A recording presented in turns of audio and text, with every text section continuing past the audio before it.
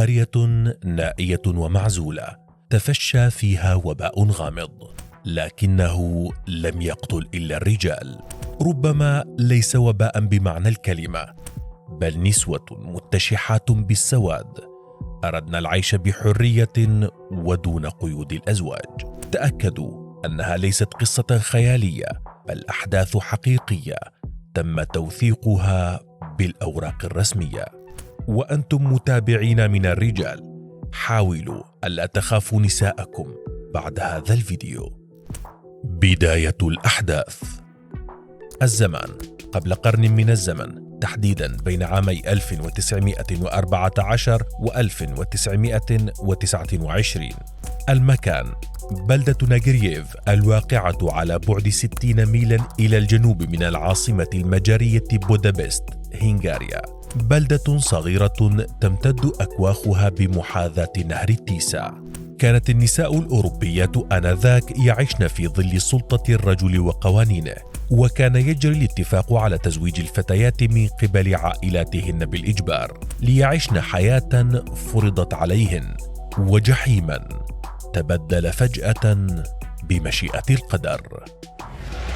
نعيم الحرب. مع نشوب الحرب العالمية الأولى عام 1914 تم سوق الرجال إلى جبهات القتال، وخلت البيوت والطرقات من الأزواج والإخوة والأبناء.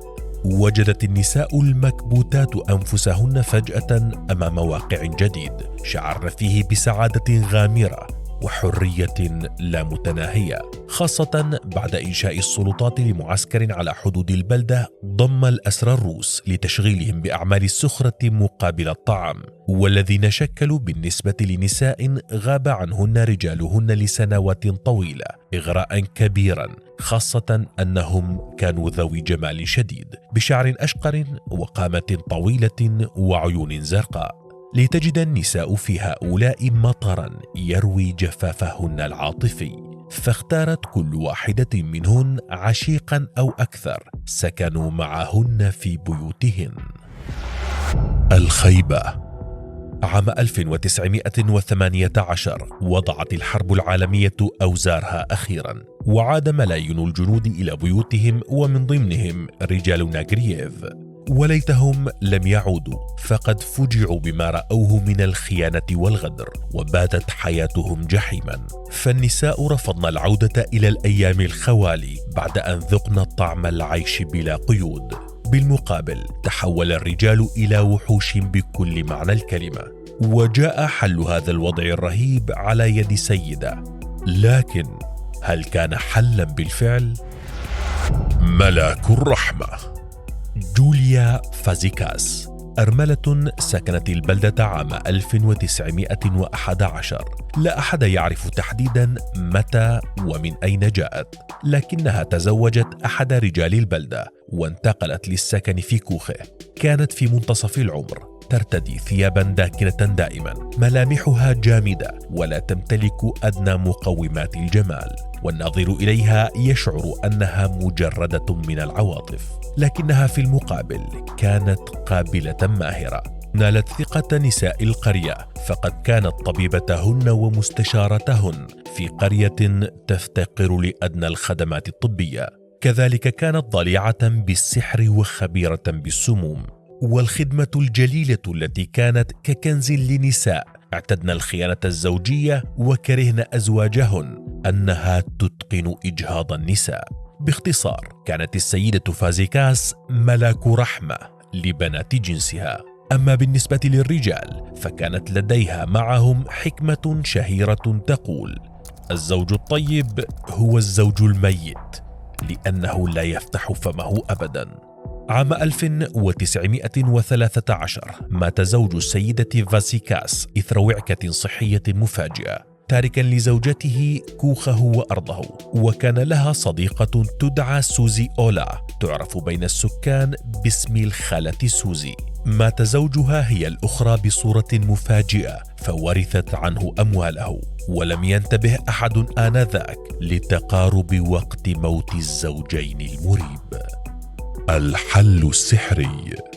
الوضع في البلدة بات لا يحتمل. النساء باتت تعيش على الجمر في ظل تعنيف الرجال وكبتهم، وكانوا على استعداد لفعل أي شيء للتخلص من هذا الوضع. لتأتيهن فاسيكاس بالحل السحري لجميع المشاكل الزوجية وإلى الأبد.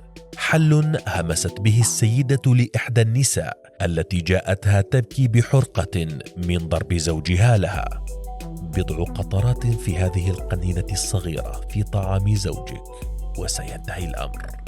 وحين دهشت المرأة أقنعتها بأنها سترسله للقبر قبل أن يرسلها هو. يقتلن القتيل ويمشين في جنازته.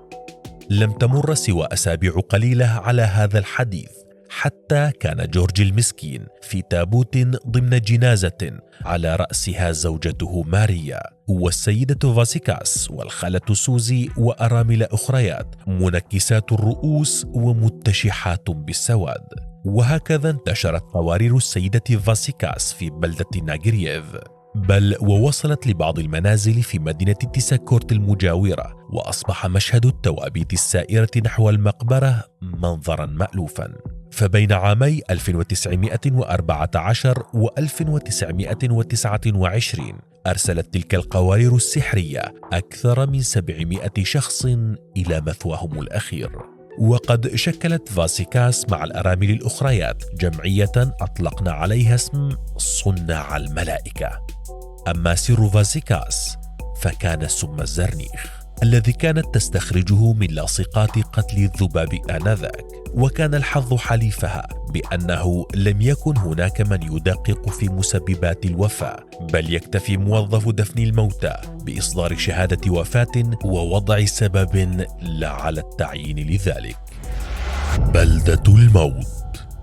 تحولت نساء البلدة لقاتلات بلا رحمة، ولم يتوقفن عند قتل الأزواج.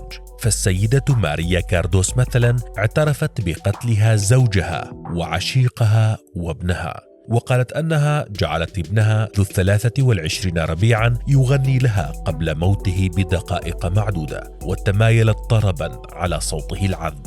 أما ماريا فارغا فقد قتلت 7 أفراد من عائلتها، واستغرقت بالضحك عندما تذكرت احتضار زوجها، وقالت إنها اعتبرت قتله بمثابة هدية لنفسها بمناسبة أعياد الميلاد. وبعد ذلك بشهرين فقط قتلت والديها ثم 2 من أشقائها ووالدة زوجها وبنت أخيها كي ترثهم جميعا في النهاية. أما السيدة بولتيكا فقد قتلت زوجها وأطفالها 3 بدم بارد. دست لهم السم في الطعام كي تنفرد بعشيقها. عشرات الأمثلة والقصص التي تقشعر لها الأبدان في قرية تواطأت كلها على القتل، لكن لا شيء يدوم للأبد.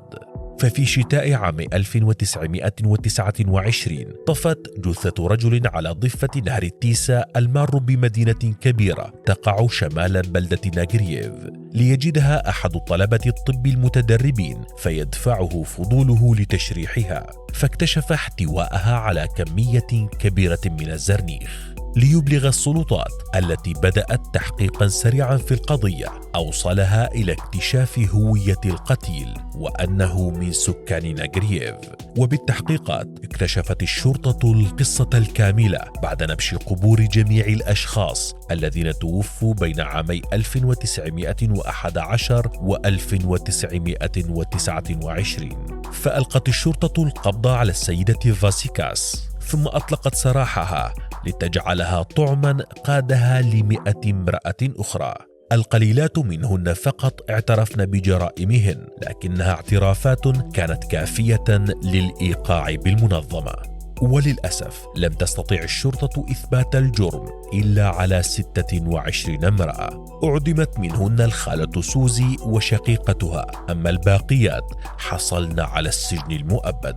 بينما فضلت السيدة فاسيكاس الانتحار بإكسير الموت التي تسببت بقتل المئات به. فما رأيك بنساء صناع الملائكة؟